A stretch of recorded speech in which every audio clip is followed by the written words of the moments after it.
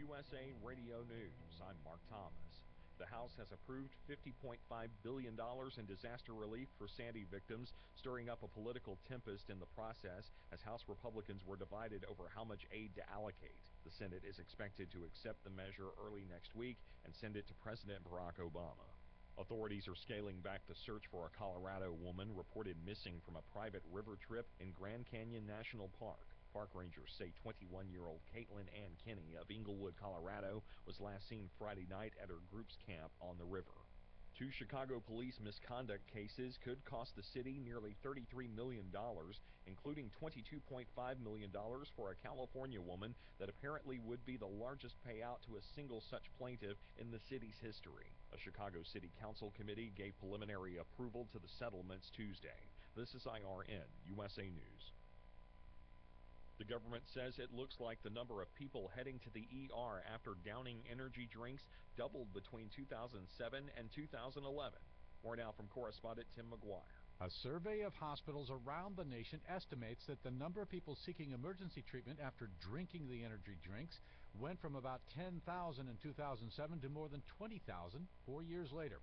The federal report states drinking too many energy drinks poses a rising public health problem, ranging from insomnia to nervousness all the way to seizures.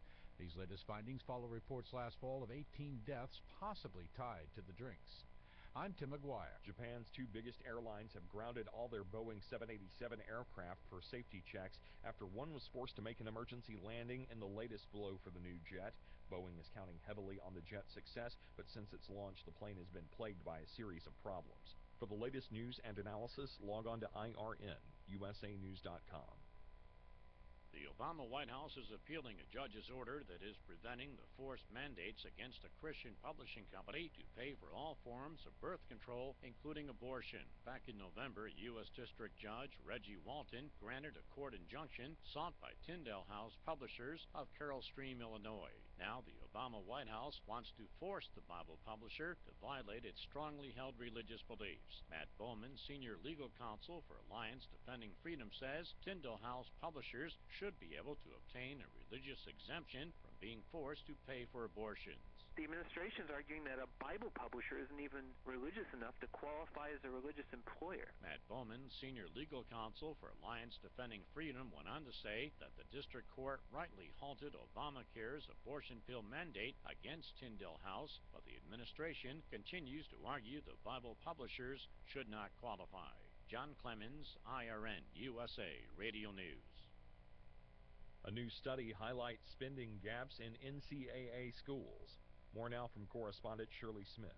College athletes seem to be in a class by themselves. A new study says that spending at public universities in 6 big-time conferences has passed $100,000 per athlete. That's 6 to 12 times the amount spent per student on academics. One big driver in the athletic spending has been the growth in coaching salaries. They got anywhere from $2 to $5 million last year. I'm Shirley Smith. Lower gas costs offset more expensive food and higher rents to keep a measure of U.S. consumer prices flat last month. The Labor Department says food prices increased 0.2% in December from November. Rents and airline fares also rose. Gasoline prices fell, a seasonally adjusted 2.3%. The overall flat reading ends a year when inflation slowed. The Consumer Price Index rose only 1.7% in 2012, down from 3% in 2011. Food prices increased 1.8%, down from 4.7% in 2011. Energy prices rose slightly. Excluding the volatile food and energy categories, core prices ticked up 0.1% in December. Core prices rose only 1.9% in 2012, below the Federal Reserve's inflation target of 2%. That's also lower than 2011's increase of 2.2%. I'm Mark Thomas. This is IRN, USA News.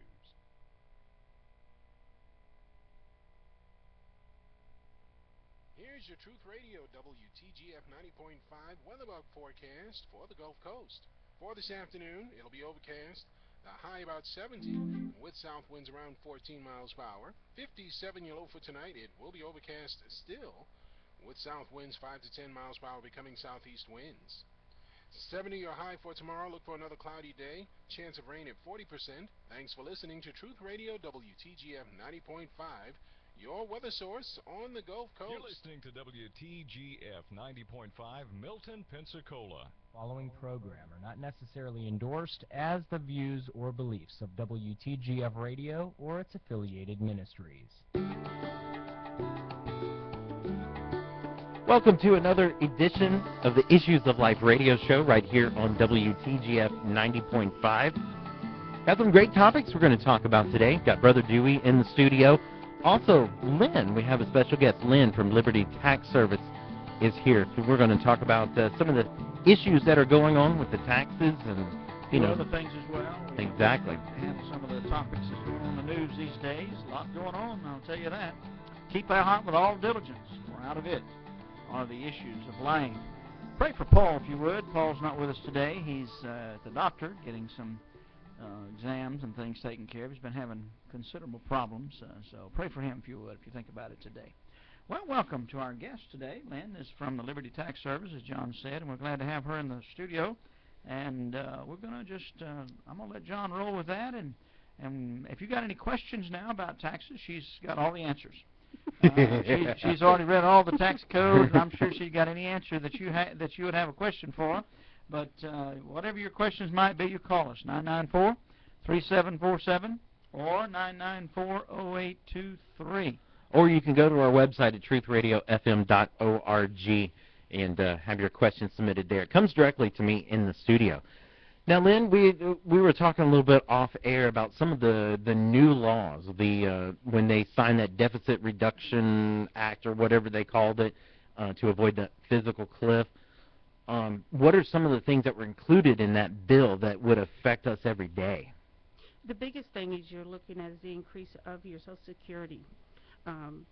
It's been raised. It was returned back to the 6.20%, and so you're going to look at basically overall 2% of your income is going to be going to Social Security. Thank you. And that's that's across the board, right? Yes, sir. Is that so? If I understand it correctly, then it's not just the above 400,000. It's everybody. If you make minimum wage, you're going to be paying 2% more at minimum, at least. Exactly. Yeah. That was, I guess, that was part of the deal that they all compromised on, supposedly. I guess. Yeah, because nobody realized it was going to hit everyone from $1 all the way up. They were just looking at it was going to be more your higher income. It's not true.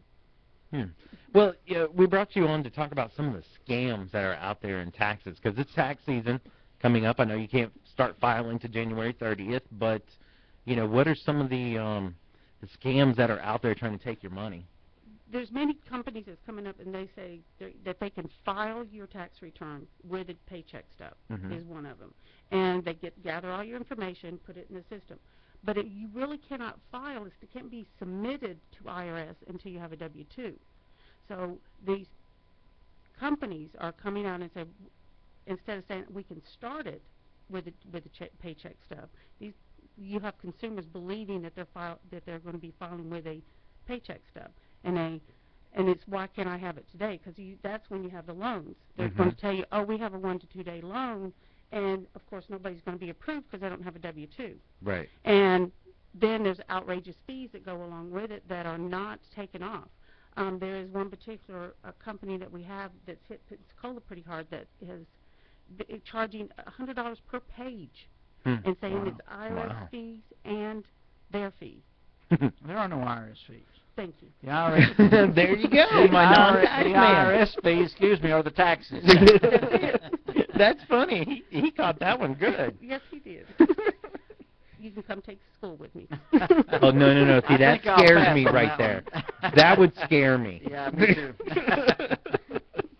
But, y'all are Liberty Tax Service, and if you have any questions for Miss Lynn right here, 994-3747, we'll take your questions and answers live on the air, because you never know.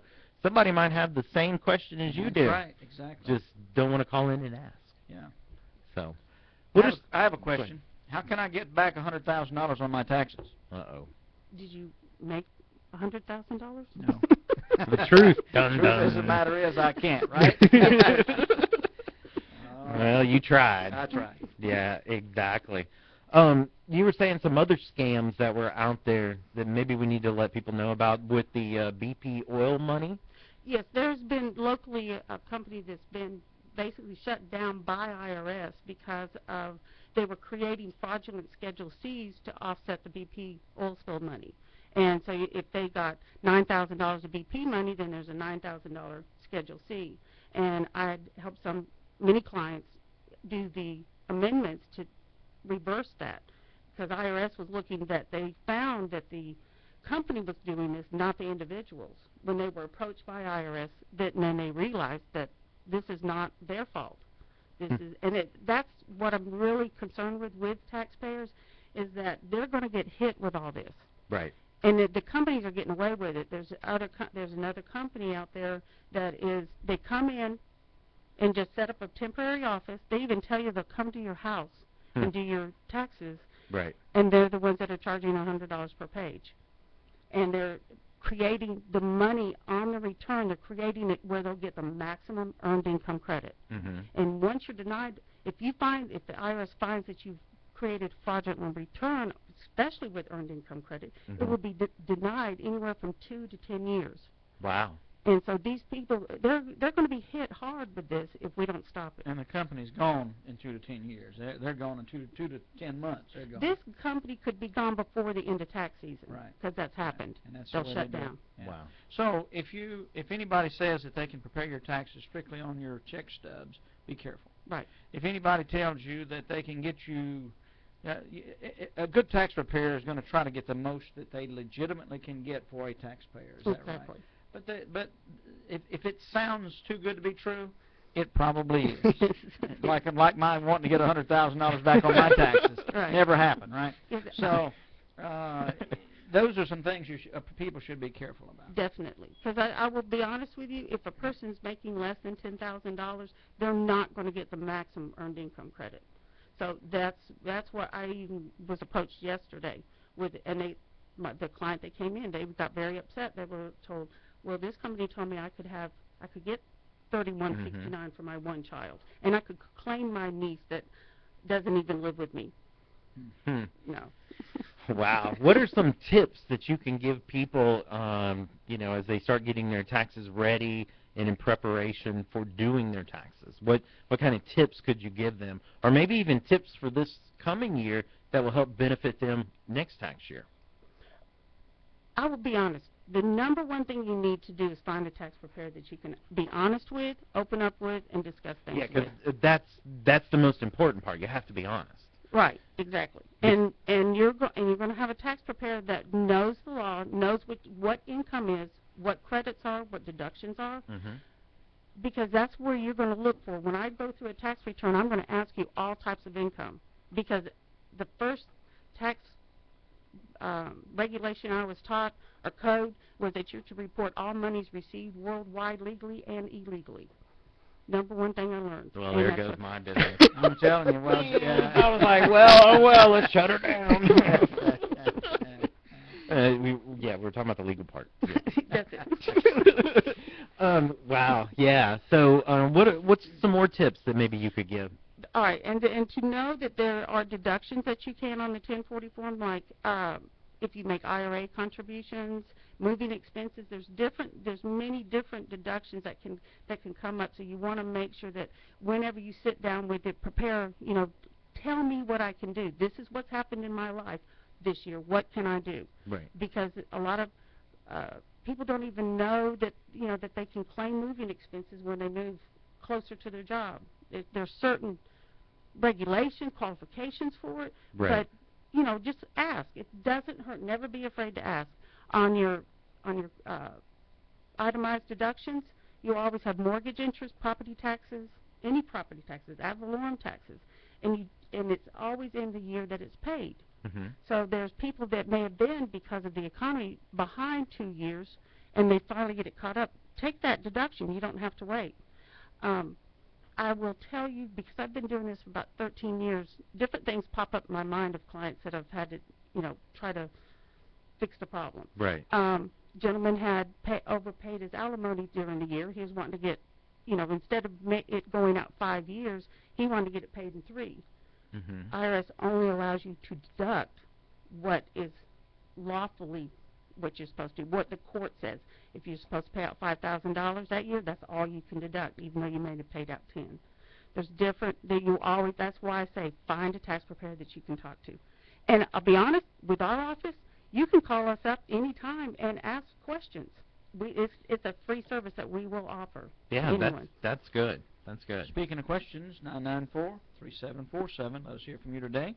Call in and ask your question to our certified tax preparer. Because now is the time. Because I know you'll have questions. I mean, he's trying to get $100,000, so it's like, man, y'all go through some extensive training. I see you brought a couple of training books, and they break it down for you and give you every single thing to train for, so you know, going in a situation, somebody says, hey, I just got married, we just bought a house, y'all are trained to say, okay, you tell me this, then I can go there. Right.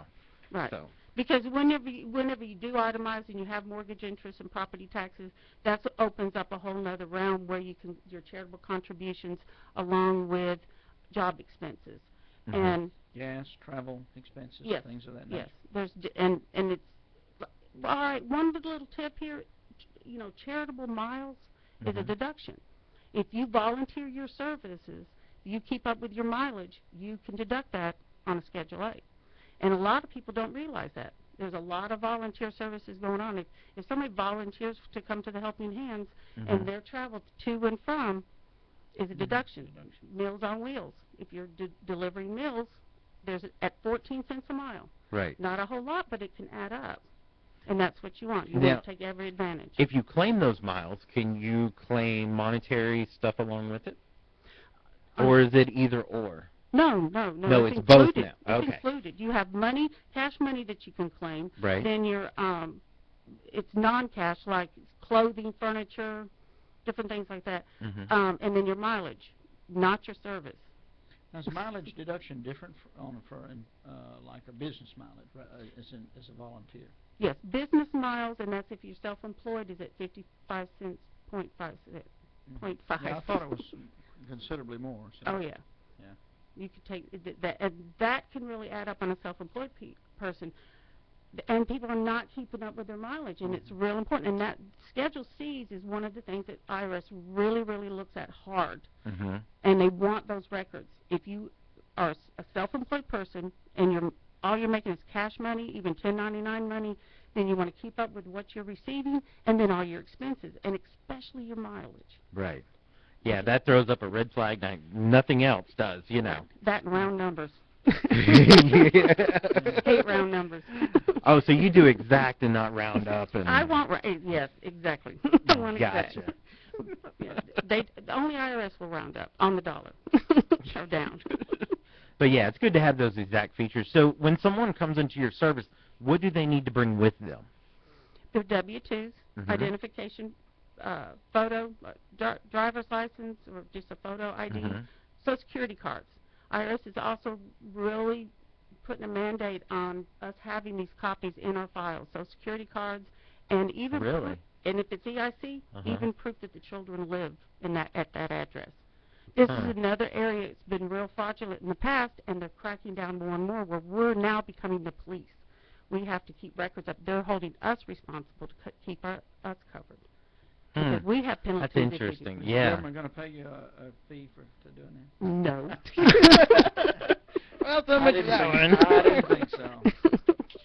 In fact, they'll fine me if I don't have it, up to $500. Wow. Per penalty. So, yes, I definitely. I'm going to have to order another card because I got mine when I was like 10.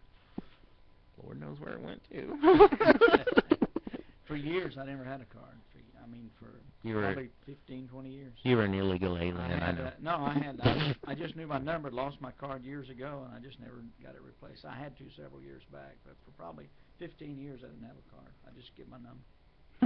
And a lot of times, it's been in the past, that's all that was required, because IRS already has this, they're interneted to Social Security, so they already, as long as the name matches the Social Security number and the birth date, you're good. But now we have to have proof. Wow. They're really cracking down on these kind of things. So, well, we appreciate you coming in, Miss Lynn from Liberty Tax Service. we'll get your number off the air, and if anybody really has questions, we will pose them to you. But thank you for coming on. Thank you so much. We appreciate it. Yes, sir. Thank you.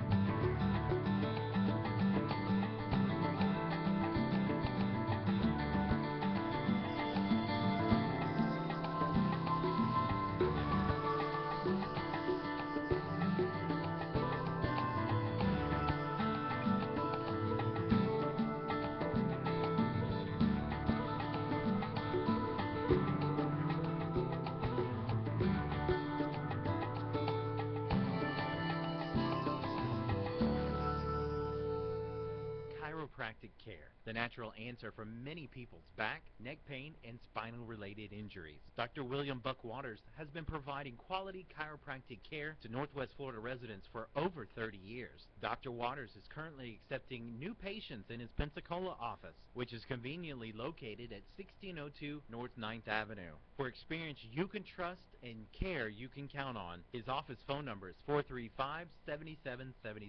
That's 435-7777. Culpeper Insurance Agency is a proud sponsor of WTGF Truth Radio 90.5. They are located at 6630 Caroline Street in Milton, and their phone number is 623-3601. Supplying peace of mind for your home, auto, recreational vehicles, and commercial insurance, along with life and health insurance. They are there for your needs. Help Culpeper Insurance support your Christian radio station. Thank them for making WTGF 90.5 possible in your community. The Little Red Barn, which is located at 4474 Woodbine Road in Pace, is a proud sponsor of the music and programming of WTGF 90.5. Come and enjoy fresh homemade desserts, cakes, and a ton of other desserts in their bakery. They also have soups, salads, and sandwiches featuring premium boar's head meats and cheeses. And while you're there, make sure you look at all the gifts and neat stuff that's inside the Little Red Barn. Their phone number is 995-4332. That's the Little Red Barn at 4474 Woodbine Road in Pace. Serving Saturday breakfast 8 a.m. till 10:30 a.m. Also lunch delivery every Monday through Friday 11 a.m. till 2 p.m. at the Little Red Barn. Welcome back to the Issues of Life radio show right here on WTGF 90.5. Thanks again. So Miss Lynn from Liberty Tax Service dropped by, and if you have a tax question, I've got her number off the air, and she said she'd be glad to take your call and answer your question. Taxes prepared well this time. One thing you're going to find out, I'm sure that if you haven't already done so, you will, is that they're going up. Everything is going up in the realm of taxes. In the realm of taxes, not salaries. Not salaries, exactly. Everything in the realm of taxes and expenses. Right. I understand food is going up. I heard yesterday coming back that lettuce is going to about triple or quadruple in price just in the next little bit. Just lettuce. Just pieces of something else that has no nutritional value at all. Well, I don't know about that. It's supposed to have. I mean, I know, John, you don't eat that green stuff. No, I actually like, regular iceberg, but iceberg lettuce is just about worthless. You're right. It's I know. Pretty close to worthless. Well, I try. It's going up anyway, along with taxes. So, all right. Well, we're here talking about taxes today. We appreciate, again, Lynn coming in.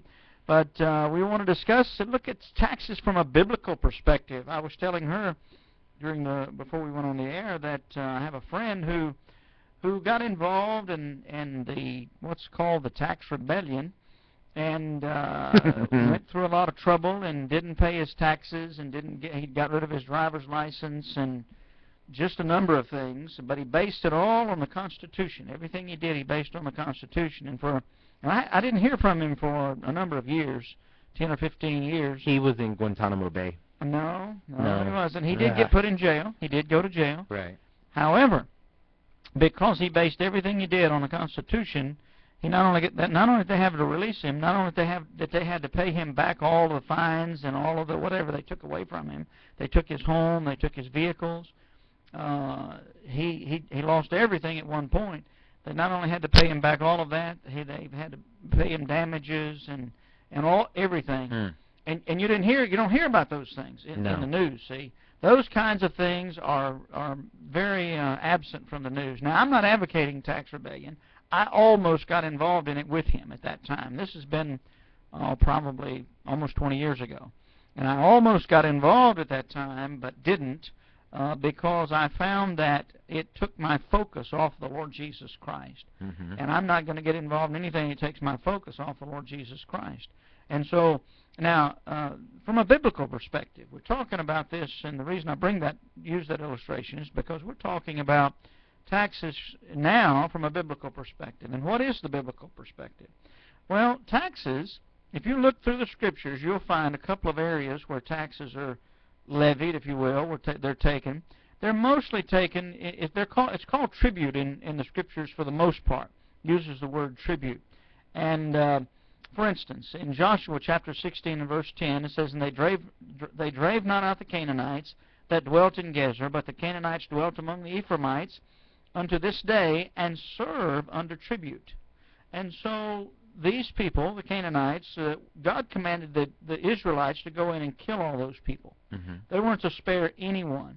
Now, you can have all the questions you want, or you can pass judgment on the fact that God told a group of people to kill another group of people, but that's in the Scriptures. That's what happened. They didn't obey God. They didn't kill them. They put them under tribute. They brought them in as servants, basically, and they worked for the Ephraimites under tribute. And so the word tribute is used numerous times throughout the Scriptures in relation to one group of people overtaking another. There were times where the nation of Israel paid tribute to the surrounding kings. For instance, the king of Egypt at one point, Pharaoh Necho, he collected taxes from the Israelites, and then again numerous times, back and forth. It was usually used where one group of people conquered another and then collected taxes from them, or tribute, if you will. It's called tribute. In Romans chapter 13, the Bible says to pay tribute to whom tribute is due. And that's what I was about to say. Yeah. And again, he says to pay tribute to whom tribute is due, and tribute is again a strong form of taxation, if you will. And what I see in the Scriptures, that almost all taxation is not so much for governmental support, even though that's the function of it. It's an enslavement in a sense. It's a bondage. Even the word has in the original languages, Hebrew and Greek languages, has an indication. And again, different words are used from the Hebrew and the Greek to denote the same thing. Used in English as the same thing. And sometimes the word even itself means to be in bondage. And so that is certainly a function, maybe not the primary function, but certainly a function of taxation is enslavement. And the more our government takes over and overtaxes, like many governments in the world today already are doing, the more enslavement there is. See, there's no way that our government should need all the taxes they get. Right. And the bottom line is, it's just most of what's being spent is being spent on things that we wouldn't approve of anyway. Right. And just like what we do at homes, we keep a budget. Absolutely. What comes in, what goes out. You know, it's transparent for me and my wife. We know exactly. Why can't the government do that for us? Yeah, that's a real good question. Why can't the government? You know, because we can only take this much in and this much out. Yeah. You know, we have to do it, so we should expect our leaders to even do it even better. Yeah. If you're going to lead us, you know, show us the example. Yeah, I've had dealings with people in the past. There's even since being here in the ministry here, and then before when I was in mission work, I had to take care of or help individuals with their own funds. And there are people who believe that as long as they have checks, they can write it. As long as they've got a credit card, they can use it, you know. Well, it just doesn't work that way. I think there's a lot of people in Santa Rosa County thinking the same thing. Santa Rosa County Jail thinking the same thing. Exactly. Oh, yeah, there we go. Well, and there's certainly people in Washington that think that. Right. You know, that as long as you got checks, as long as you have the, as long as there's resources somewhere, you can get a hold of resources, then you can spend them. Because that's exactly what's going on. That's exactly what they're doing. And you know, with that bill that they passed to avoid the physical cliff, there was like $4 or $5 billion in pork there to improve some roads, and there was a whole bunch of things that I was like, really? Come on, guys. Even in this, from the Sandy, you know, that when that was just approved. Yeah. Yeah, I mean, from I was listening to somebody on the news talking about pork in there for the Solomon Islands, for crying out loud. Had nothing to do with had hurricane nothing to in do. New York. Exactly. So, and that's, you know, well, they figure, well, we write the rules, we can do what we want. Well, it's obvious that our government has gone far afield from where they need to be, and I believe the answer to it lies in the people. I like what I heard this read on Facebook this morning. There's a sheriff in Colorado, and we'll transition into this in the next segment. But as far as what's took place today with the president's speech on gun control and what he's going to be doing to take away rightful gun owners' property, there was a sheriff in Colorado and one in Kentucky who, the one in Colorado, wrote to the president and told him, and had a copy of this on Facebook, that he wasn't going to be enforcing laws that violated the Constitution. And the other one said the same thing, that they were not going to enforce. Now think about this. They're being asked or commanded to enforce laws that go against a law, the law of the land that they already swore to uphold when they were sworn in to their particular office. Right. So everybody, now you can imagine if every sheriff in every county in the United States wrote a letter back stating the same thing, guess what? Guess what the federal government's going to do? They're going to back off. Right. And the only reason that I see that where people have gone this far in violating the Second Amendment and the taxation that's coming to pass, and taxation for things that basically it boils down to this: taxation without representation. And because they are doing things that we would not allow. Right. Abortion, you know, and they could care less about our Christian principles. They could care less about the fact that this country was founded on Christian principles. They just go full steam ahead in violating that principle of taxation without representation. And that's why you need to go into the voting booth prepared. Do your research. You know, I know that there's several guides out there this past election that said this is where they stand. Yeah. But people just mindlessly just voted. And so, you know, it's one of those things that if you want to change what's going on in Washington, you vote and the change. Yeah, and the beginning step has to be informed. Right. You know, I was listening to Rush Limbaugh yesterday, and of course, to the chagrin of my co-host, Mr. Paul, my liberal co-host. That's not here, but he's sick, anyway, he doesn't like Rush too much. But I was listening to Rush, and he had a lady called in, and she was talking about how that she fit into that category of being so busy she didn't have time. In her mind, she didn't have time to be informed. She was a mother and a wife and employed, and you know, she had all these things going on. And by the time, you know, when she got home at night, she had to do this and that and the other, and then watch the local news, and that was it. You know, that was her information station.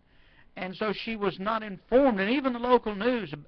And this was a riot. She thought that she had I think she said over 400 people on her Facebook as friends on her Facebook, and she could only find 12 people who knew anything about what transpired in Benghazi. That most of them thought that Benghazi had to do something with an individual that made a film that caused all the trouble over there. Everybody thought that. So that was pretty typical of her friends and her social crowd.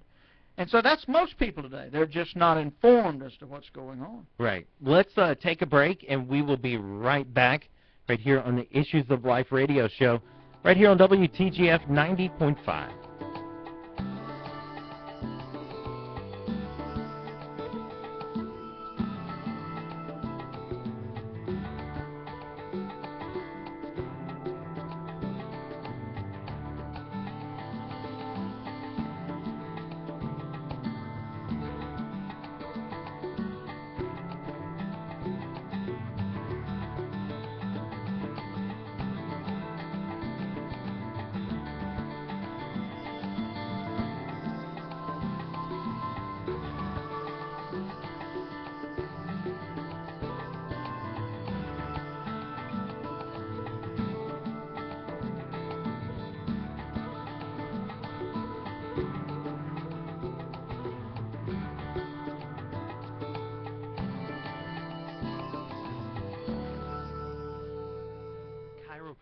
Care, the natural answer for many people's back, neck pain, and spinal-related injuries. Dr. William Buck Waters has been providing quality chiropractic care to Northwest Florida residents for over 30 years. Dr. Waters is currently accepting new patients in his Pensacola office, which is conveniently located at 1602 North 9th Avenue. For experience you can trust and care you can count on, his office phone number is 435-7777.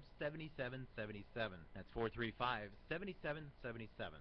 Culpeper Insurance Agency is a proud sponsor of WTGF Truth Radio 90.5. They are located at 6630 Caroline Street in Milton, and their phone number is 623-3601.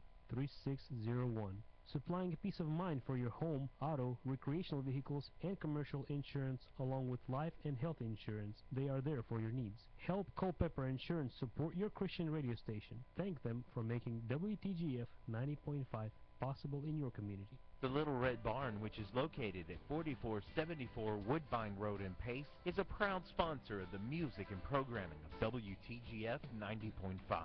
Come and enjoy fresh homemade desserts, cakes, and a ton of other desserts in their bakery. They also have soups, salads, and sandwiches featuring premium boar's head meats and cheeses. And while you're there, make sure you look at all the gifts and neat stuff that's inside the Little Red Barn. Their phone number is 995-4332. That's the Little Red Barn at 4474 Woodbine Road in Pace. Serving Saturday breakfast 8 a.m. till 10:30 a.m. Also lunch delivery every Monday through Friday 11 a.m. till 2 p.m. at the Little Red Barn. Welcome back to the Issues of Life radio show, brought to you by Milton Dodge, Highway 90 in Milton. You can go to their website, miltondodge.com. Welcome back to the show. You know, we were making comments about our star, the star co-host here, and he decided, yes, Paul, the star co-host, and he decided he wanted to call in. Oh, see, he's sick. What's going on, Paul? Y'all hear me? Yeah, we can hear you. You're on the air. I'm not even gonna comment on the whole Rush Limbaugh, Brother Dewey. But I do have a question. Uh-oh. I have a serious question. I listened to the president's speech this morning, and excuse me, I have a serious question. Now, I'm a firm believer of the right to bear arms, and I believe that if we make stronger gun laws, then the only people who are going to uphold those laws are law-abiding citizens. And we discussed this on the air. But my question is for Brother Dewey.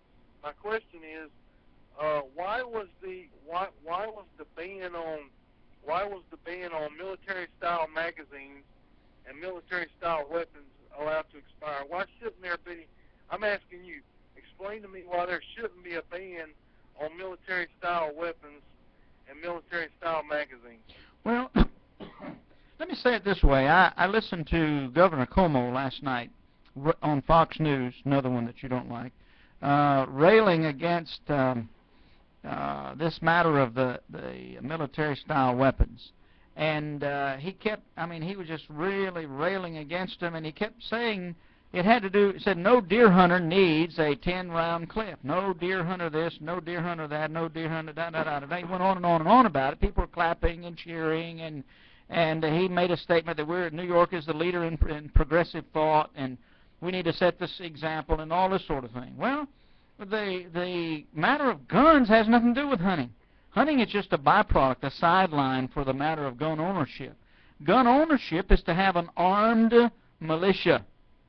That is the purpose, the reason for the Second Amendment is not hunting. It's not freedom to go out and shoot deer. It's for the citizenry to be able to protect themselves against burglars and criminals, for sure, but not only that, against an oppressive government, against someone who would come into this country from within or from without and take over this nation and take away our freedoms, which is being done daily by those who are propagating this progressive thought. So it has nothing to do with military-style weapons and 10-round clips. I mean, you could take a 10-round clip, you could take a 7-round clip. Most of these clips pop out of the gun instantaneously. You pop another one in, And there's ways around that sort of thing where you can shoot where a person who wanted to do wrong, a person who wanted to go into a school and shoot children or something like that, that's not going to stop them. They're still going to be able to do what they want to do. If they can't do it one way, they'll do it another. They'll take 4 or 5 pistols as well as a rifle and do it. You know what I mean? Or they're easily modified. So it's not a matter of they're not going to stop people from doing what they're doing by these laws. Okay, so you would not. So you don't support a ban even on military weapons? Absolutely not. No, sir, I don't. Now, I think perhaps there should be some reasonable laws regarding, and it's not so much putting more laws on the books as it is enforcing the ones that we have. Yes. And the other side of that is the matter of the psychiatric check, the background check for psychiatric problems. Now, as long as there's some guidelines to go with that, and as long as there's some responsibility attached to that, that's one thing. But they can declare anybody in that case, Well, watch it now. Watch it. Never mind. You knew it was coming. I knew you were going there. Now, also, my next question. Now, he mentioned that there needed to be a universal background check. I thought there already was background checks for guns. There are, from what I understand. I own guns, and I have a concealed weapon permit. I had to go through all kinds of checks. I had to get fingerprinted and go through all kinds of checks in order to get those guns. So they're there. They're in place. Mostly, it's people are irresponsible. For instance, the psychiatrist. There's a psychiatrist that checked the which one was it? The woman psychiatrist who checked somebody that shot some people recently. I forget which case it was. Colorado shooting? Maybe it's the Colorado. I'm not positive. She's being sued because Wow. this guy told her in the course of their it is that one. yeah, and told her that he had these fantasies about killing a lot of people. Yeah. And she didn't report it. Well, see, what the bottom line is, if somebody tells me that they're going to go out and shoot a bunch of people, as a minister, I'm a minister of the gospel, and somebody comes up in counseling, and even those things are there's a privacy clause with that. Even though that's there, if somebody tells me they're going to go out and harm somebody else, or they have these overwhelming thoughts that they're going to go kill a certain person, I'm responsible to do something about that. Right. See, the bottom line is people are not responsible today, and nobody wants to be involved. Nobody wants to get involved. And so, therefore, the end result is everybody's going to be forced under the same oppressive regulations. The president said in his address this morning, he said that ignorance doesn't really profit us anything, that we don't gain anything by being ignorant. So he wants to do all these studies on the effect of video games on young children, which obviously they shouldn't be allowed to play those video games anyway. Exactly. Yeah, it starts at home, though. 16 hours a day, yeah. But if he wants to do a study, why doesn't he do a study on the calming effect of the Bible on children in schools? Why don't we bring the Bible back in schools? Excellent suggestion. And do a study on that. Absolutely, excellent suggestion. Here all the things he proposed. I didn't hear I didn't see it this morning, but we have the copy here at the station of what was said. And all of the things that he proposed are going to cost billions of dollars. Here we are in an overwhelming deficit. Our debt is killing us, and he just keeps adding to it with all this nonsense. It's not going to help anything. I can tell you how to stop violence in schools, how to stop somebody from coming in and shooting children in schools, and paying a guard. He's wanting 1,000 more policemen in the schools. Putting 1,000 policemen in schools all over the country is going to cost millions of dollars and not accomplish, or I won't say it won't accomplish a thing, but it'll accomplish very little. But then they'll end up cutting math and art just because of that. I mean, not math, music and art, pay for it. To do stuff like that. Or the mandate. I got a lot cheaper, more effective way. Give every teacher a gun, train them in the use of it, insist that they have it in school in a safe place, locked away where they can get to it quickly, but nobody else can get to it. And I can assure you that would stop most of the violence in the public schools, without question. putting a guard in the schools, isn't that treating the symptoms as opposed to treating the problem? Well, that's what they all do. That's Right. always what they do. Always deal with the symptoms and spend taxpayer money so they can get more money to spend on some other foolishness. It's complete, absolute nonsense. And why do we need a study to prove that a child shouldn't play video games where you can actually mug and kill people? Yeah, exactly. Exactly. Why don't we just read the Word of God like you said? Let's instill the Word of God in people, and that'll solve a whole lot more problems. Yeah, let's do a study. Let's have devotions every morning like we used to do 50 years ago and study the common effects of that. Anyway, guys, I hope to be back next week. Thanks a lot. All right, Paul. Thanks for calling in. Hope you get feeling better. Enjoy Jamaica. All right. Okay. Bye-bye. Bye. Well, on that note, what Paul just what he just said was let me read this to you. In 1982, in Kennesaw, Georgia, passed a law that required heads of households to own a gun. From 1982 through 2012, there have only been 4 murders. 3 of those murders happened in a gun-free school zone where guns were not allowed. The murderer in the gun-free school zone did not care that guns were not allowed. What kind of lesson are we going to take away from this? Well, when guns are not allowed, ordinary citizens will be in a much more dangerous position when guns are no longer allowed. Guns are, for the primary, and I want to reemphasize this, the primary use of guns is to keep at bay and keep off of our doorstep an oppressive government, and to keep criminals out of your house, people from harming you in your home or car or wherever you might be.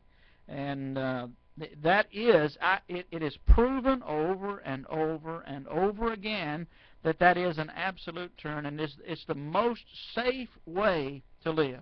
All this nonsense, they keep blaming guns for everything, and are there going to be people who are irresponsible with that matter with guns? Sure. Just like they are with cars. You're going to do away with cars like they are with bicycles or kitchen knives. Because somebody's killed with a kitchen knife, are you going to go do away with all the kitchen knives? You know, it's foolish to think the way that our government and most progressives do today in regards to the use of guns. Here's some, the President issued 23 executive orders today to require federal agencies to make relevant data available for federal background system check. Don't we do that already? I guess so. Not. And then the second one is address unnecessary legal barriers, health insurance portability.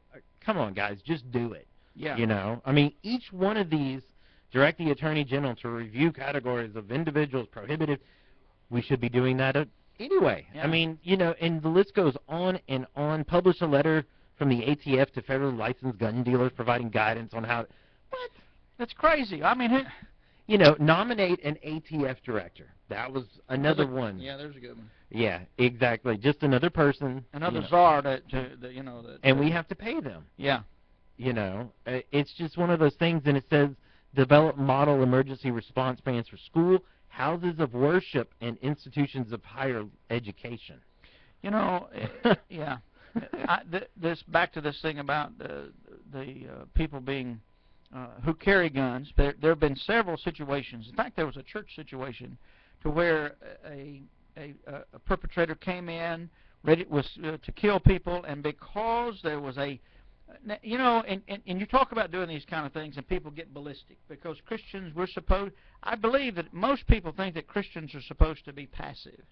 And we are to a degree. Right. We are to a degree supposed to be passive, and the nature of Christ in a person gives a person certain character. And we are to have a certain character, but that doesn't mean that we're not to protect ourselves. Right. Doesn't mean that we're not to provide a defense. Now, if it comes to persecution, to where we're being persecuted for the cause of Christ, that's one thing. If it's protecting yourself against government intrusion and against criminals, that's another thing entirely. Right. Jesus sent his disciples out to the nation of Israel in the beginning, and he said, don't carry purse, nor scrip, nor sword, don't have any of that. And they were all included. When he sent them to go into all the world and preach the gospel to every creature, he said, now, go get you a sword. See? So it was Right. a different time, a different setting, That's and a different very good circumstances. I like the analogy. And, Yeah. and so, you know, it has a purpose. Right. Are we to live by the sword? No, absolutely not. Is our total defense in a weapon? Absolutely not. The horse is prepared against the day of battle, but the safety is of the Lord. So, but that doesn't mean that we shouldn't carry guns for protection. Exactly. We'll be right back on the Issues of Life radio show right here on WTGF 90.5.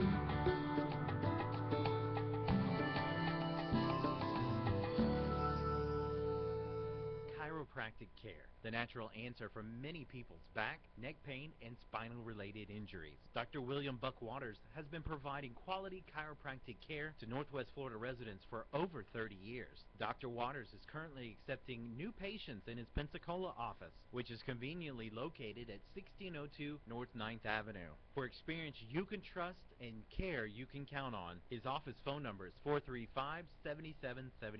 That's 435-7777. Culpeper Insurance Agency is a proud sponsor of WTGF Truth Radio 90.5.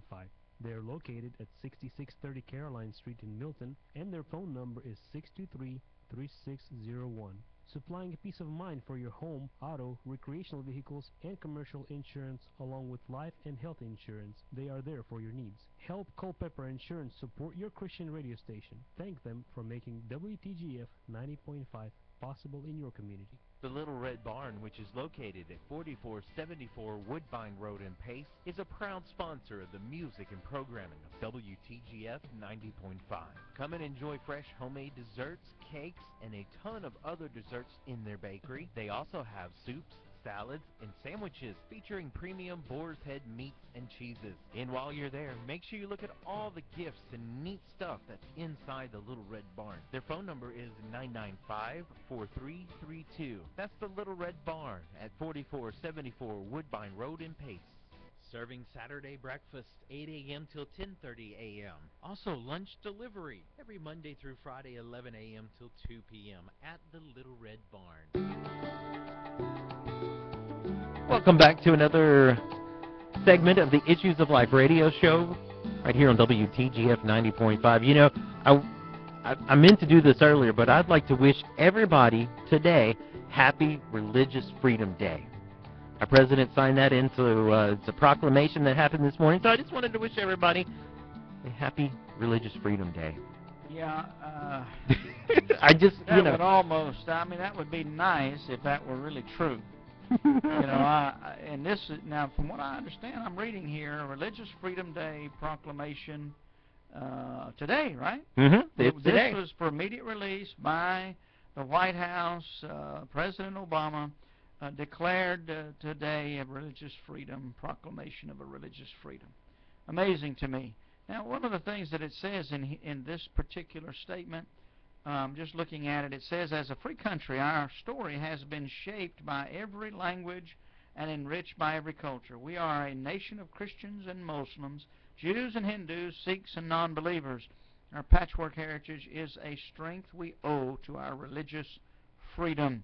Now, we've got people, a large portion of our people in the country today would want to declare us free from religion. Mm-hmm. I think there's a significant part of the population that has gotten to that point.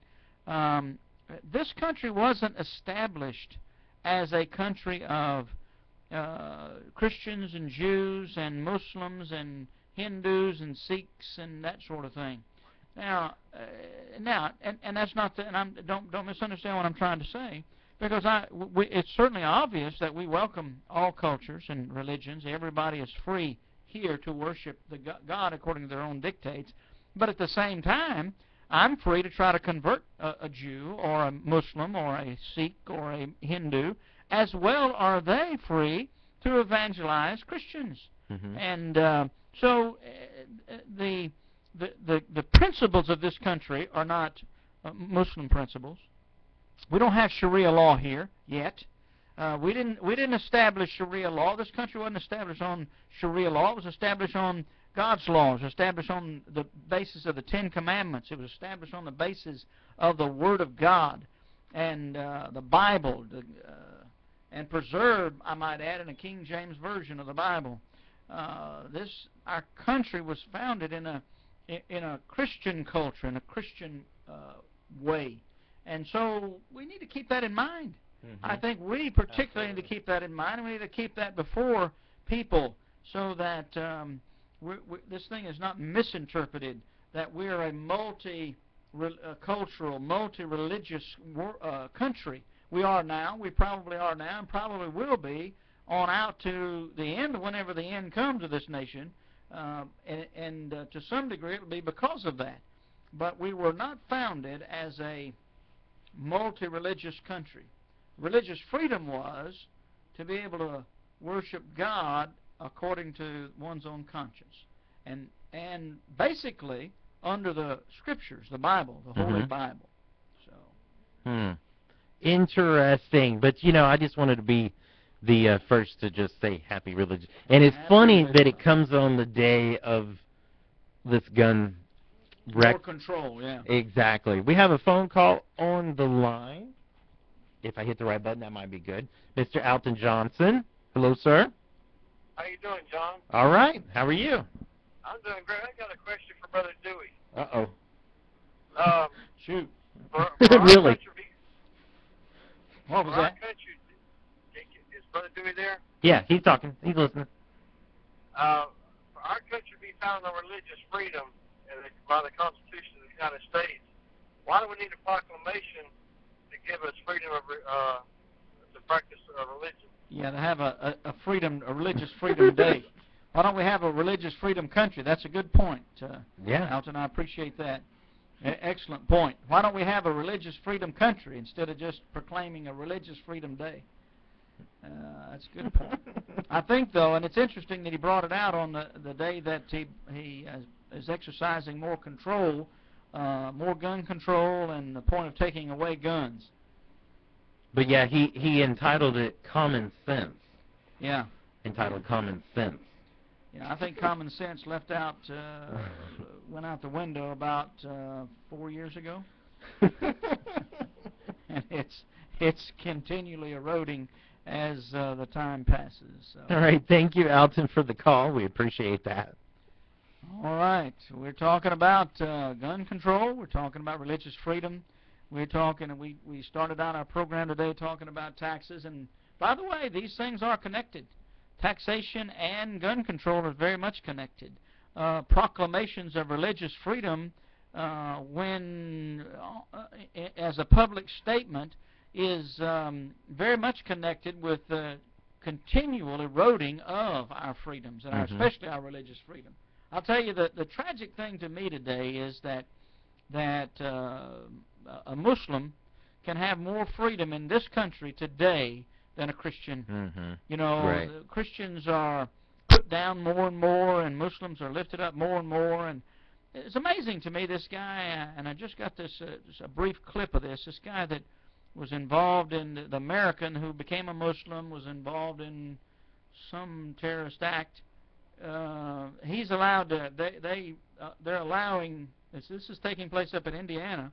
From what I understand, they're allowing this small group of Muslims there that are interconnected. They're allowing them to have group worship in the prison, and there's nothing in their religious statement that says they have to be together to worship. They can worship their God in the privacy of their own cell, and there is a danger in putting them together.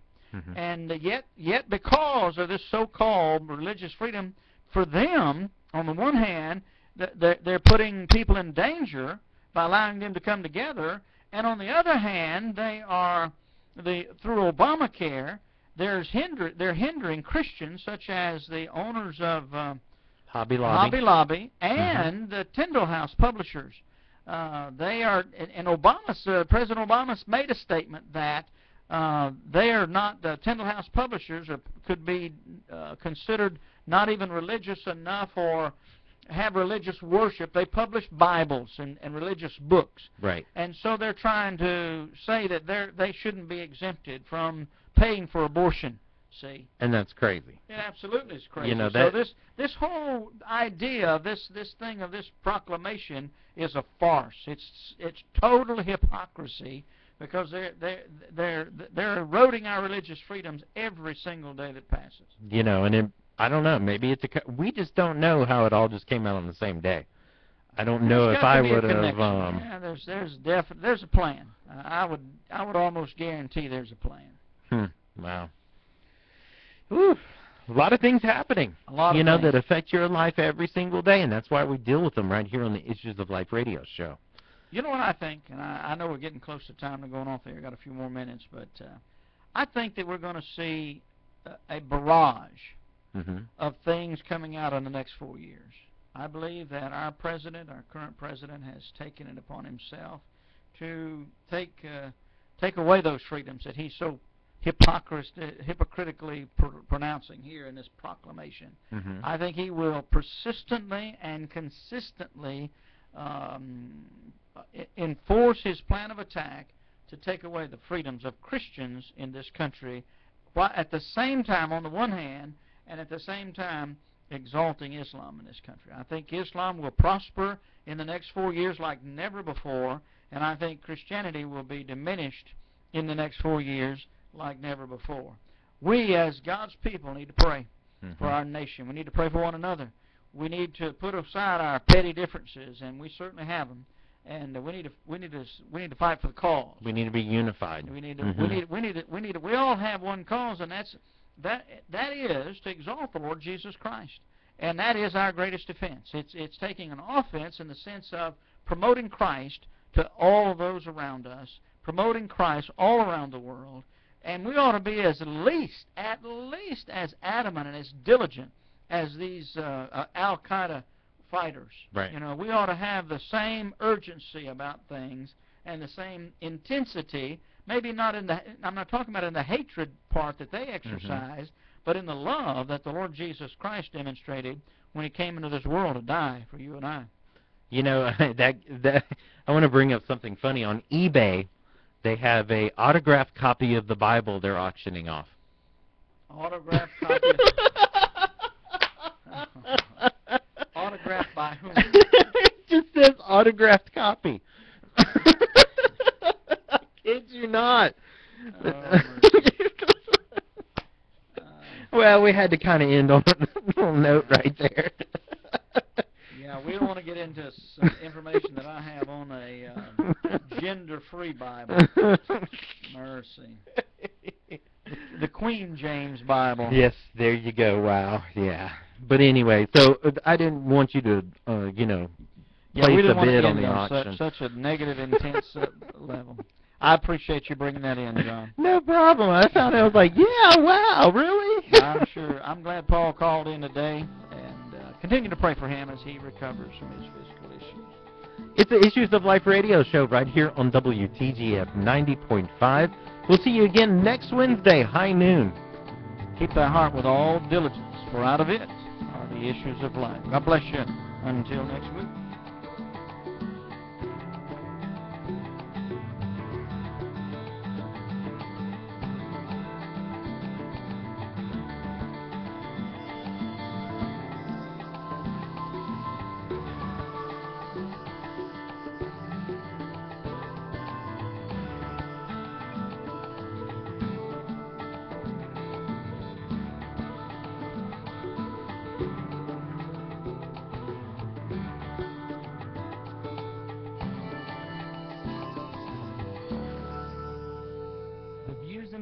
In the previous program are not necessarily endorsed as the views or beliefs of WTGF Radio or its affiliated ministries.